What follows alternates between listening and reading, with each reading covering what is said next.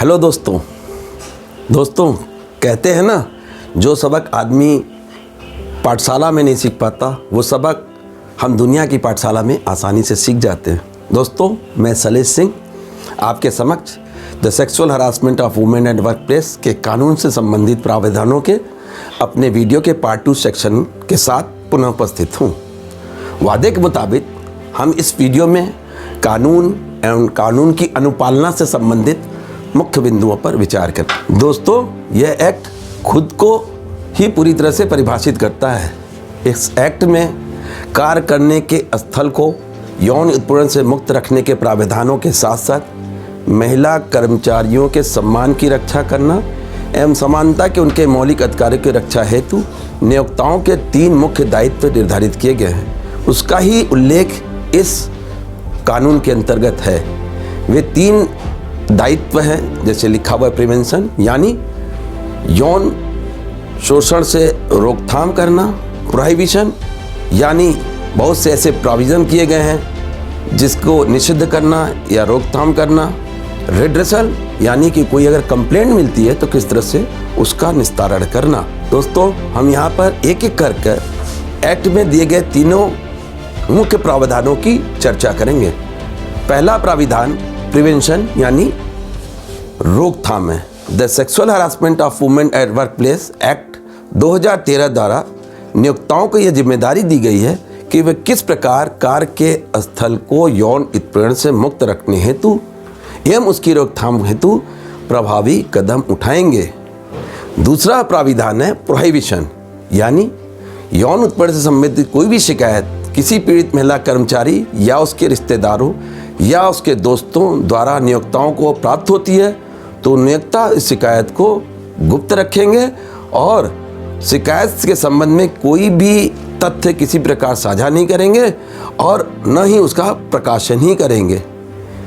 इसमें तीसरा जो रिड्रेसल पॉइंट है वो है कि पीड़ित महिला की शिकायत का तत्काल निवारण निस्तारण कैसे किया जा सके।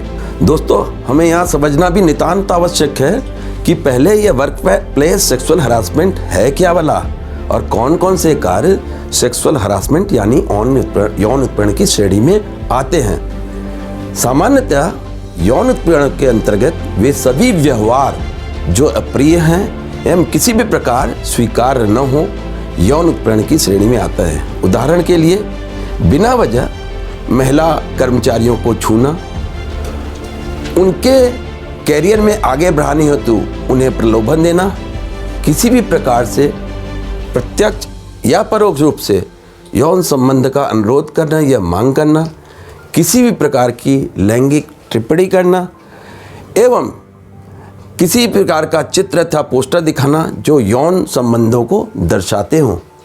दोस्तों, इस कानून द्वारा नियोक्ताओं से वर्क प्लेस को यौन उत्पीड़न से मुक्त रखने एवं उसकी रोकथाम यानी प्रिवेंशन हेतु जो जिम्मेदारी दी गई है उसमें नियोक्ताओं से अपेक्षा की गई है कि वे यह सुनिश्चित करेंगे कि वर्क प्लेस पर कोई ऐसा वातावरण तैयार किया जाए कि कोई भी कर्मचारी किसी भी महिला कर्मचारी को प्रत्यक्ष अथवा परोक्ष, डायरेक्ट अथवा इनडायरेक्ट रूप से उनके कैरियर्स के एडवांसमेंट में सहयोग प्रदान करने हेतु प्रलोभन न दे सके। दूसरा, नियोक्ता यह भी सुनिश्चित करेंगे कि कोई भी पुरुष कर्मचारी किसी भी महिला कर्मचारी को डायरेक्ट अथवा इनडायरेक्ट रूप से नौकरी की धमकी उन्हें न दे।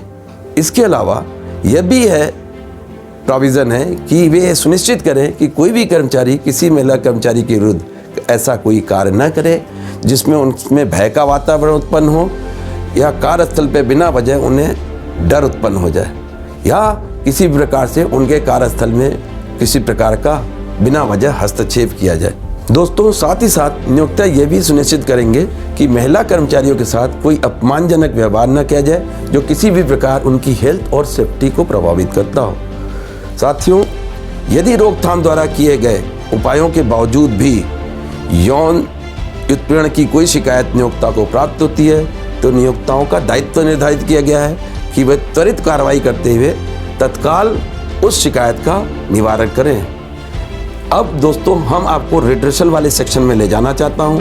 मैं यहाँ बताऊंगा कि शिकायत के निवारण हेतु अथवा उसके रिड्रेसल हेतु नियोक्ताओं को संस्थान में एक इंटरनल कंप्लेंट कमेटी, जिसको आईसीसी भी सरल भाषाओं में कहते हैं, का गठन करने हेतु कहा गया है, जो कार्यस्थल पे किसी भी प्रकार के यौन उत्पीड़न से संबंधित शिकायतों की जांच करेगी एवं निश्चित समय सीमा के भीतर अपनी रिपोर्ट अपने निर्णय द्वारा नियोक्ताओं को देगी।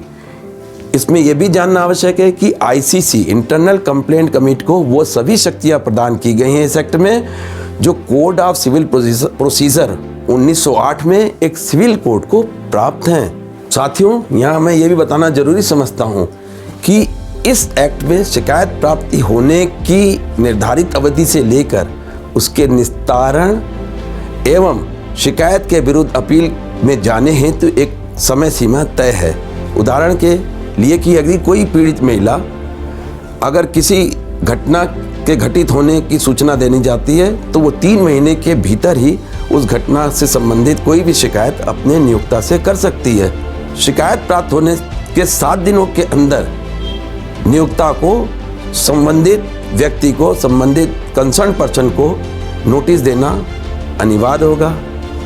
नोटिस देने के बाद आईसीसी जो है 90 दिनों के अंदर अपनी जांच पूरी करेगी एवं जांच पूरी करने के 10 दिनों के अंदर अपनी रिपोर्ट नियोक्ताओं को सौंपेगी।